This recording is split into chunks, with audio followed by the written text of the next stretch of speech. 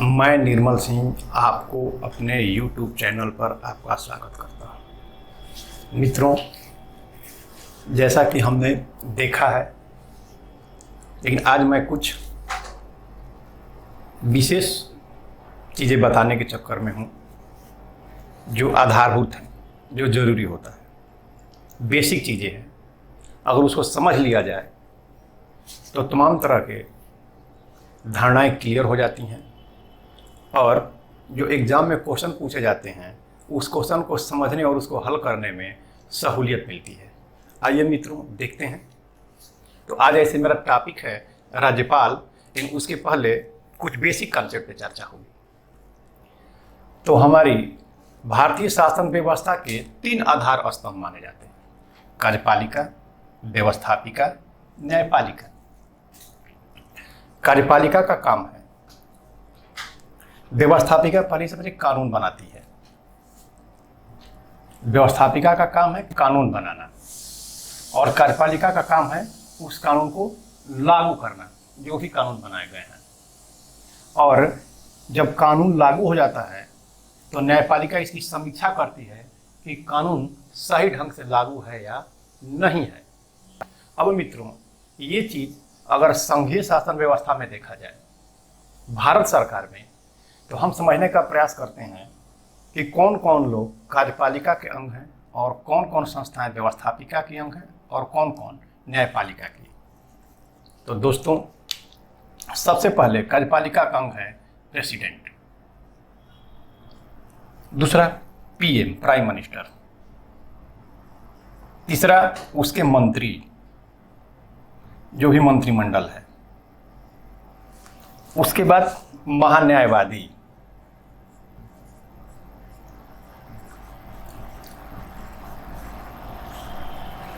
और महालेखा परीक्षक कैग। महालेखा परीक्षक मित्रों, ये कार्यपालिका का अंग है भारत सरकार के। अब व्यवस्थापिका में देख लेते हैं तो 2 भाग में डिवाइड है: लोकसभा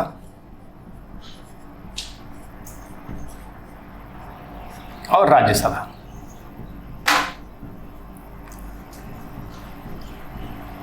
राज्यसभा और न्यायपालिका में 2 चीज, यहाँ सुप्रीम कोर्ट और हाई कोर्ट। हाई कोर्ट ये है हमारी शासन व्यवस्था की व्यवस्था। तो कार्यपालिका के तहत पीएम आते हैं, प्रेसिडेंट आते हैं, मंत्री आते हैं, महान्यायवादी आते हैं, महालेखा परीक्षक आते हैं। तो इस चार्ट को देखने के बाद आपको क्लियर हो गया होगा कि हम लोग यहाँ तक पढ़ चुके हैं। इधर बचा केवल ये 2 है। तो हम आगे एक छोटे वीडियो में महान्यायवादी और राज्य के महाधिवक्ता की तुलना करेंगे।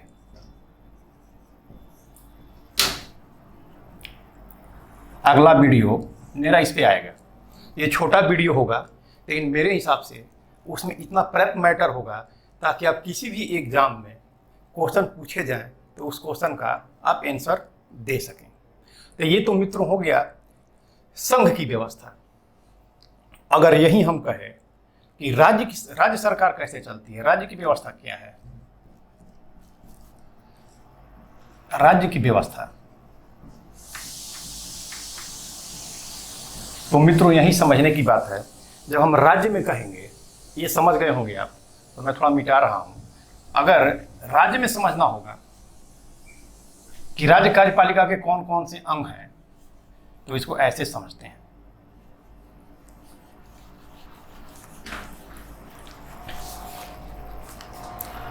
राज्य कार्यपालिका में राज्यपाल,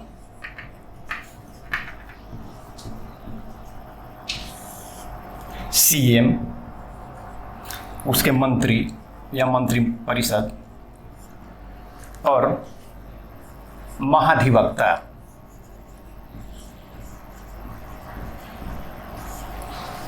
और राज्य व्यवस्थापिका के अंग 2 संस्थाएं, विधानसभा एवं विधान परिषद।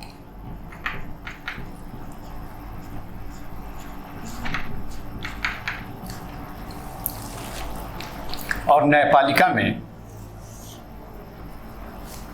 हाई कोर्ट और जिला न्यायालय। ये है राज्य की शासन व्यवस्था के 3 आधार स्तंभ। और ये चार्ट द्वारा इसको समझा जा सकता है। कभी कभी क्वेश्चन एग्जामों में पूछता है कि राज्य कार्यपालिका का कौन अंग है, राज्य व्यवस्थापिका के कौन कौन से अंग है और राज्य न्यायपालिका के। तो मित्रों, आज चर्चा करेंगे हम लोग राज्य कार्यपालिका के सबसे बड़े अधिकारी, संवैधानिक पद पर बैठा हुए व्यक्ति, राज्यपाल पर, कि राज्यपाल की नियुक्ति कैसे होती है, इसकी क्या भूमिका होती है, इसके क्या कार्य हैं, इसके क्या अधिकार हैं। आइए मित्रों, अब राज्यपाल पे चर्चा करते हैं। हमारे हिसाब से ये चार्ट आप समझ गए होंगे, तो आगे राज्यपाल पे चर्चा करना बेहतर होगा। चलिए मित्रों, चर्चा करते हैं राज्यपाल पर। राज्यपाल के क्या कार्य और अधिकार हैं। तो सबसे पहले अनुच्छेद 153 कहता है कि प्रत्येक राज्य में एक राज्यपाल हो, मैंने राज्यपाल शब्द का प्रयोग किया गया कि राज्यपाल होगा, राज्यपाल पद। यह राज्यपाल एक या एक से अधिक राज्यों का कार्य देख सकता है। जैसे हमारे बिहार के कृष्णा त्रिपाठी जी बिहार के राज्यपाल थे और बंगाल के भी राज्यपाल का पद इनको दिया गया था, कार्यभार संभाल रहे थे। मतलब एक राज्यपाल एक या एक से अधिक राज्यों का राज्यपाल हो सकता है। अब यह एक समस्या है कि कोई राज्यपाल यदि एक से अधिक राज्यों का राज्यपाल है तो वेतन कितना दिया जाएगा? क्या दूना दे दिया जाएगा? यदि 3-3.5 लाख रुपए एक राज्य के राज्यपाल का वेतन है, तो क्या वो एक या एक से अधिक राज्यों का राज्यपाल का कार्यभार संभाल रहा है तो 7 लाख रुपए दिया जाएगा? नहीं भी, तो यह तय करेगा राष्ट्रपति कि राज्यपाल यदि एक या एक से अधिक राज्यों का कार्य देख रहा है तो उसको कितना वेतन दिया जाए। आगे चर्चा करेंगे, बात समझ में आ गई होगी कि यदि एक राज्यपाल एक या एक से अधिक राज्यों में नियुक्त होता है तो उसका वेतन कैसे दिया जाएगा, कौन देगा, कौन तय करेगा वेतन। आगे चर्चा करते हैं योग्यता कि कैसे व्यक्ति होने चाहिए राज्यपाल, राज्यपाल की क्या योग्यता है। तो वह भारत का नागरिक हो, भारत का नागरिक होना चाहिए।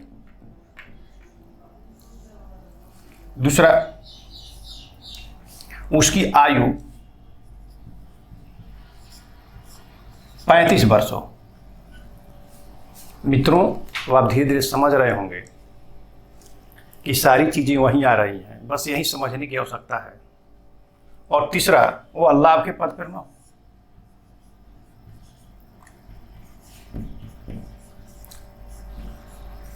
अल्लाह के पद पर ना हो, ऐसे व्यक्ति राज्यपाल बनने की योग्यता रखते हैं। अब राज्यपाल योग्य हो गया, उनकी नियुक्ति कौन करता है? तो राज्यपाल की नियुक्ति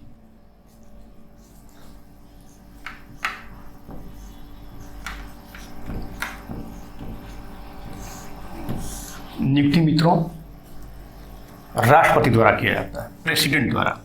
भारत का प्रेसिडेंट राज्यपाल की नियुक्ति करता है। लेकिन यही समझने की बात है कि राज्यपाल की भूमिका सदैव दोहरी होती है, दोहरी भूमिका है। पहला, वो ये देखता है कि जिस राज्य में नियुक्त है क्या उस राज्य की शासन व्यवस्था संविधान के प्रावधानों के अनुकूल चल रही है या नहीं। और दूसरा, वह केंद्र सरकार को समय समय पर रिपोर्ट देता है।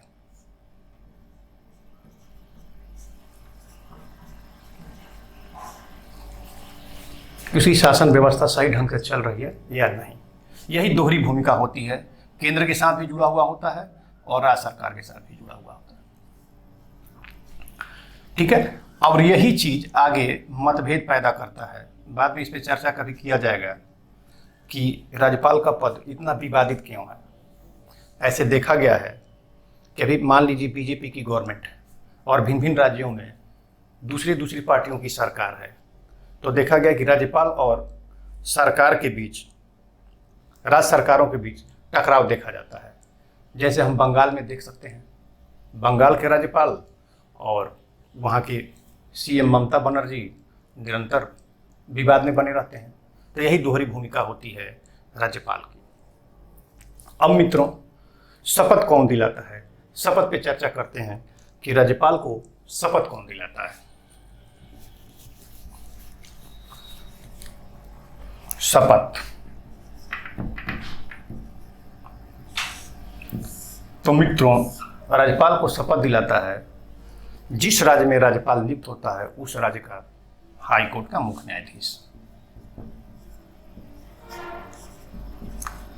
न्यायाधीश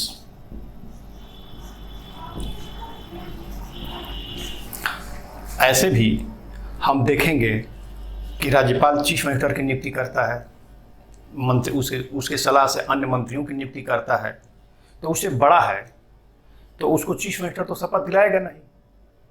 और राज्यपाल और चीफ मिनिस्टर के बाद सबसे महत्वपूर्ण पद होता है हाई कोर्ट के मुख्य न्यायाधीश का। ये कंसेप्ट है, समझने की बात है। समझिए इस कंसेप्ट को, अगर इसको समझ जाएंगे तो क्वेश्चन कभी गलत नहीं होगा।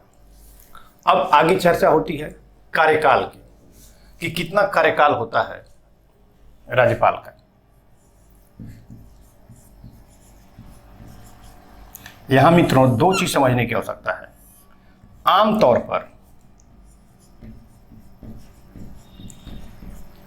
5 वर्ष माना जाता है कि राज्यपाल का कार्यकाल 5 वर्ष का होता है। लेकिन ध्यान देने की बात है, यही एक शब्द आता है राष्ट्रपति के प्रसाद पर्यंत।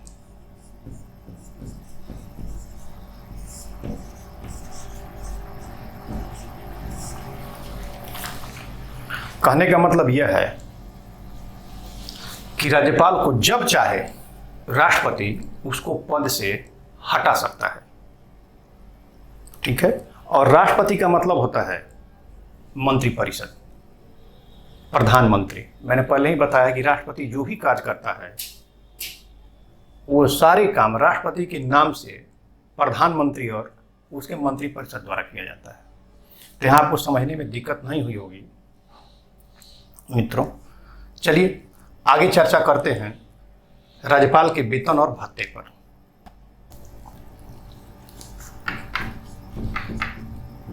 वेतन एवं भत्ते,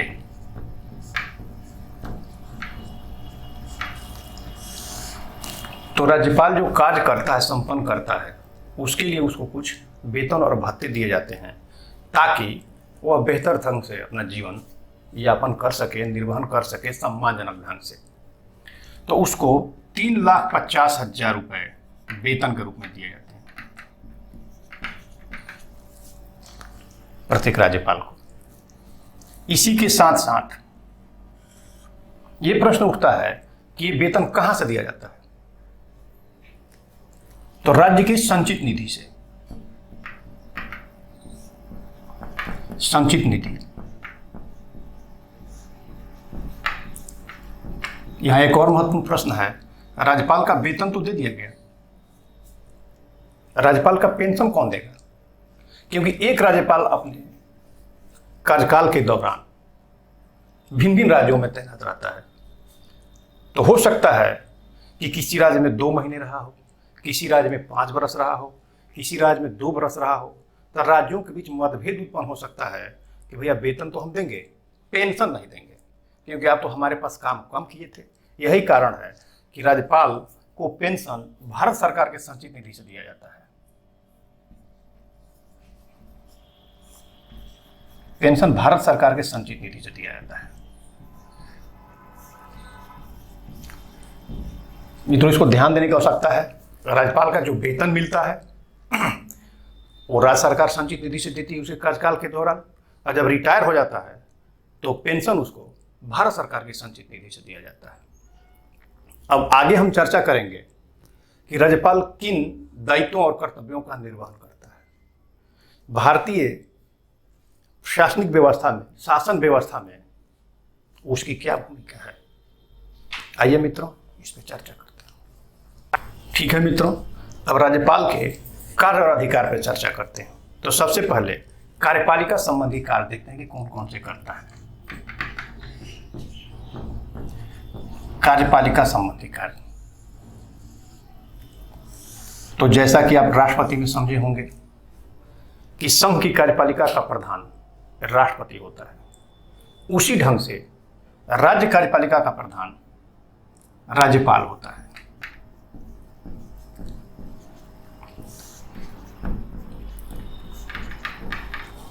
दूसरी चीज कि हमने बताया था कि राष्ट्रपति राज्य कार्यपालिका का प्रधान होने के कारण, संघ की कार्यपालिका का प्रधान होने के कारण भिन्न भिन्न अधिकारियों की नियुक्ति करता है। मित्रों, मेरे कहने का मतलब यह है कि राज्यपाल और राष्ट्रपति के कार्य और अधिकार कॉमन है कुछ चीज़ों को छोड़कर। तो हमको उसी पे चर्चा करना है, मिलता जुलता है। अगर राष्ट्रपति आपका तैयार है, आपने अच्छा से पढ़ा है, तो राज्यपाल समझने में कहीं कोई दिक्कत नहीं आनी है। तो जैसे राष्ट्रपति संघ की कार्यपालिका का प्रधान होता है, उसी ढंग से राज्यपाल राज्य कार्यपालिका का प्रधान होता है। फिर राष्ट्रपति में ये कहा गया कि सारे कार्यपालिका संबंधी काम राष्ट्रपति के नाम से होते थे, तो यहां सारे कार्य राज्यपाल के नाम से होंगे। फिर ये देखा गया कि संघ के कार्यपालिका का प्रधान होने के नाते राष्ट्रपति देश के महत्वपूर्ण पदों पर भिन्न अधिकारियों की नियुक्ति करता है। ठीक उसी तरह राज्य कार्यपालिका का प्रधान होने के कारण राज्यपाल भी सारे महत्वपूर्ण पदों पर व्यक्तियों को नियुक्त करता है। सबसे पहले देखिए, सीएम की नियुक्ति करता है। एक क्वेश्चन आता है मित्रों कि प्राइम मिनिस्टर और सीएम की नियुक्ति होती है निर्वाचन, तो नियुक्ति होती है। तो यहां सीएम के परामर्श से अन्य मंत्री, राज्य लोक सेवा आयोग के अध्यक्ष,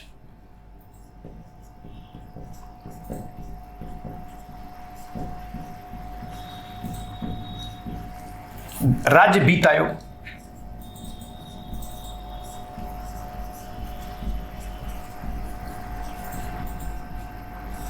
राज्य चुनाव आयोग,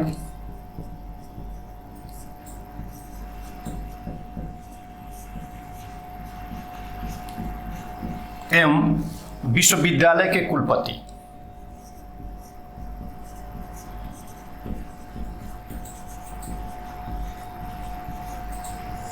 इन सारे लोगों को राज्यपाल नियुक्त करता है। मेरे कहने का मतलब है कि जितनी भी राज्य में आयोग होते हैं, जैसे राज्य लोक सेवा आयोग, राज्य निर्वाचन आयोग, राज्य वित्त आयोग, उसी ढंग से जो भी आयोग होगा, जिस भी आयोग का गठन किया जाएगा, उसका गठन राज्यपाल द्वारा किया जाता है। मित्रों, हमने एक चीज बताया कि विश्वविद्यालय के कुलपतियों को नियुक्त करता है, इसीलिए राज्यपाल को कुलाधिपति भी कहा जाता है। राज्यपाल को कुलाधिपति, आपसे क्वेश्चन पूछता है कुलाधिपति किसको कहते हैं, तो कुलाधिपति राज्यपाल को कहा जाता है। फिर मित्रों, मैंने राष्ट्रपति में बताया था कि राष्ट्रपति भारत का प्रथम नागरिक होता है, तो राज्य का प्रथम नागरिक राज्यपाल हो जाएगा।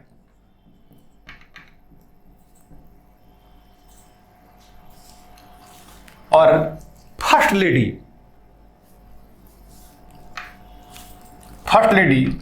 राज्यपाल की पत्नी हो जाएगी। ये सारी चीजें कॉमन है। आगे चर्चा करते हैं कि राज्यपाल कौन कौन से विधायी कार्यों को संपन्न करता है। हम राष्ट्रपति से उसकी तुलना करके अध्ययन करेंगे।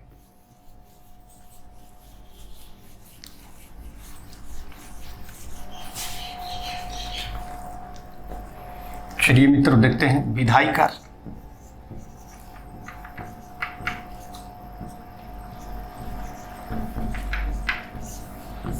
सबसे पहले हमने बताया था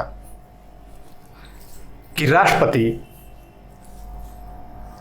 जैसे लोकसभा में 2 और राज्यसभा में 12 सदस्यों को मनोनीत करता है, ठीक उसी तरह राज्यपाल विधानसभा में 1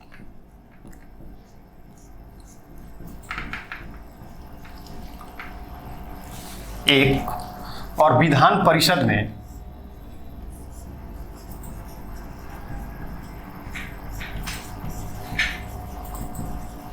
कुल सदस्यों का 1/6 भाग को मनोनीत करता है।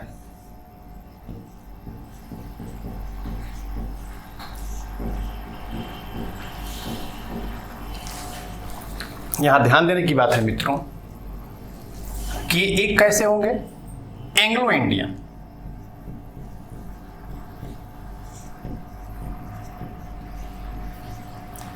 अर्थात ऐसे लोग जिनके मां या बाप में से कोई अंग्रेज रहे हों और ये यहीं रहने लगे। ऐसे लोगों की संख्या चूंकि बहुत कम होती है और ये मतदान के द्वारा सदन में चुन के नहीं आ सकते हैं, इसीलिए इनका भी सदन में प्रतिनिधित्व बना रहे, इसके लिए ये प्रावधान किया गया है। फिर मित्रों, आपने देखा कि राज्यपाल कैसे संसद के सत्र को आहूत करता है।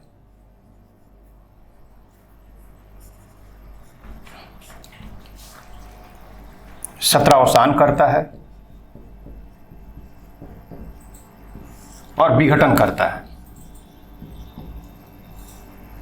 जैसे केंद्र में राष्ट्रपति कर रहा था, ठीक उसी तरह से यहां राज्यों में विधानसभा के सत्र को राज्यपाल बुलाता है, उसका सत्रावसान करता है और उसका विघटन करता है। यही समझने की बात है। हमें राष्ट्रपति ने भी समझाया था कि आमतौर पर 2 सत्र होते हैं और दोनों के बीच 6 माह का अंतर होता है। आपसे क्वेश्चन पूछता है कितना अंतर होता है, 6 माह का अंतर होता है। अब एक 6 माह और दूसरा 6 माह, इन दोनों के बीच के गैप को ही सत्रावसान कहा जाता है। एक और चीज मित्रों, बार बार क्वेश्चन पूछा जाता है और लोग कंफ्यूज रहते हैं, गणपूर्ति क्या है?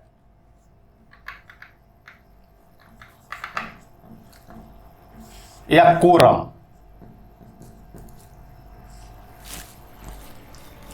तो इसकी संख्या 1/10, कुल सदस्यों का 1/10, अर्थात लोकसभा, विधानसभा, विधान परिषद या कोई भी संस्था हो संवैधानिक, वो तभी कार्य संपन्न कर सकती है जब कुल सदस्यों के 1/10 भाग सदन में मौजूद हो। इसी को कहते हैं गणपूर्ति या कोरम। विषयांतर हो गई, लेकिन बार बार क्वेश्चन पूछा जाता है, इसलिए मैं बताना यहां बेहतर समझा। तीसरा चीज, विधायी कार्य में यहां तक समझ लिया। आइए आगे देखते हैं।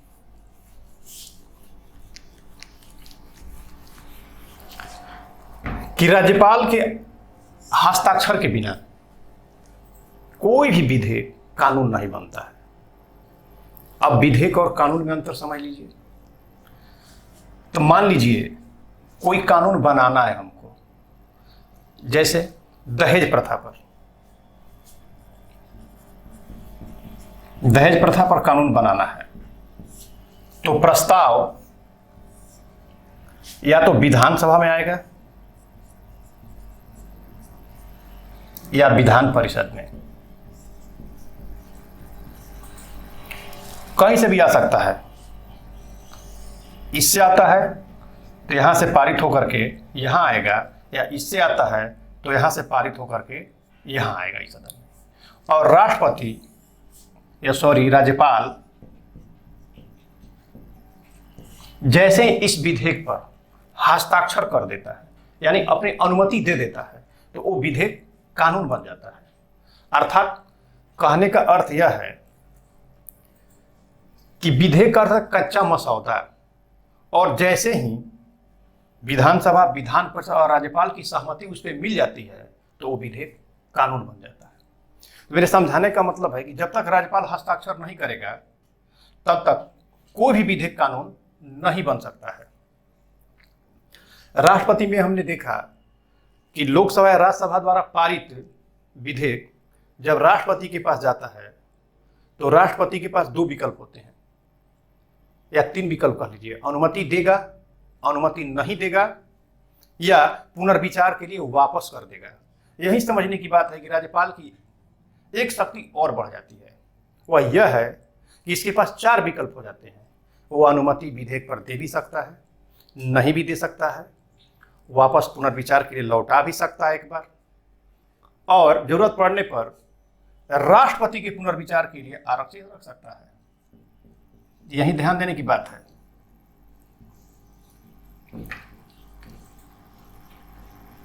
राष्ट्रपति के विचार के लिए आरक्षित कि राष्ट्रपति इस पर सहमति दे। अब एक और चीज हमने बताया कि जब भी संसद सत्र में होती है, जैसे बताया 6-6 महीने के सत्र होते हैं, तो तभी या तो भारत सरकार कानून बनाती है या राज्य सरकार कानून बनाती है। लेकिन ऐसी स्थिति उत्पन्न हो जाए कि विधानसभा सत्र में न हो और कानून बनाने की आवश्यकता पड़ जाए तो राज्यपाल अध्यादेश जारी करता है उस विषय पर।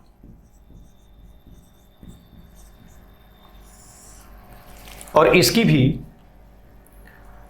उतनी ही शक्ति प्राप्त है जितना किसी कानून का। बस शर्त यह है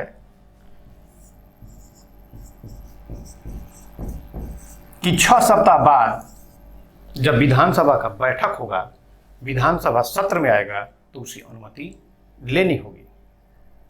यह है राज्यपाल के विधायी संबंधी कार्य। आगे चर्चा करेंगे कि राज्यपाल के कौन से वित्तीय और न्यायिक अधिकार हैं। मित्रों, आइए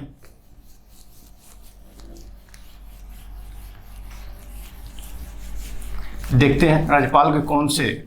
इस टॉपिक को ठीक से पढ़िएगा, यहां से बहुत से क्वेश्चन पूछे जाते हैं और उसको नोट करते रहिए। आइए वित्तीय कार्य देखते हैं।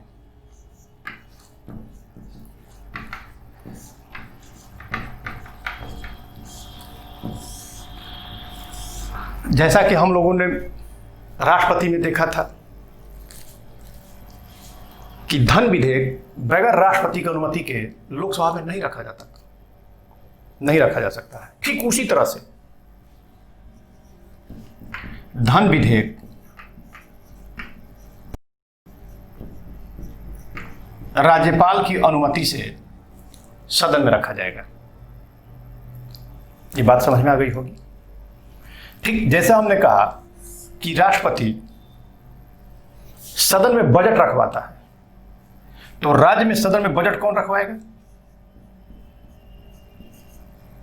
राज्यपाल। जिस तरह से संघ में संचित निधि पर राष्ट्रपति का नियंत्रण होता है, उसी तरह से राज्य में आकस्मिक निधि पर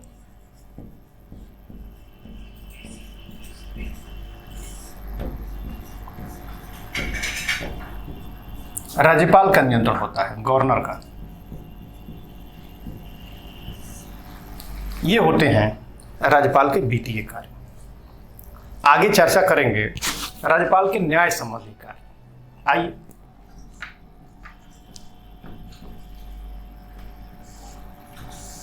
न्याय देख लेते हैं कि न्याय के क्षेत्र में क्या करता है। तो सबसे पहले हमने देखा कि कैसे भारत का राष्ट्रपति हाई कोर्ट और सुप्रीम कोर्ट के जजों को नियुक्त करता है। ठीक उसी तरह से राज्यपाल जिला जजों को नियुक्त करेगा, जिला जजों को नियुक्त करेगा। फिर उसके बाद हमने चर्चा किया था कि राष्ट्रपति को क्षमादान प्राप्त करने की शक्ति है। तो ठीक उसी तरह से राज्यपाल को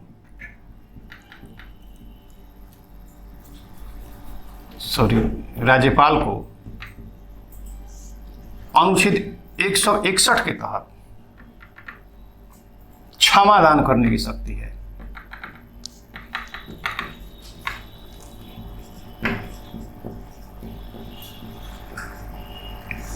यहीं पर एक अंतर है, यहाँ एक अंतर है।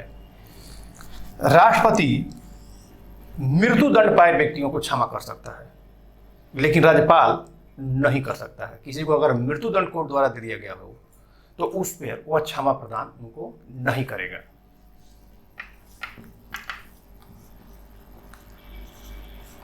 क्षमा नहीं प्रदान करेगा। बाकी अगर किसी को 20 वर्ष की सजा हुई हो, किसी को कठोर सशरीर श्रम की यानी सजा दी गई हो, उस सारे दंडों में वो कमी कर सकता है, उनको माफ कर सकता है, उसकी अवधि कम कर सकता है, लेकिन मृत्युदंड प्राप्त व्यक्तियों को वो माफ नहीं कर सकता है। ठीक है मित्रों, ऐसे हम लोगों का राज्यपाल चैप्टर समाप्त हुआ।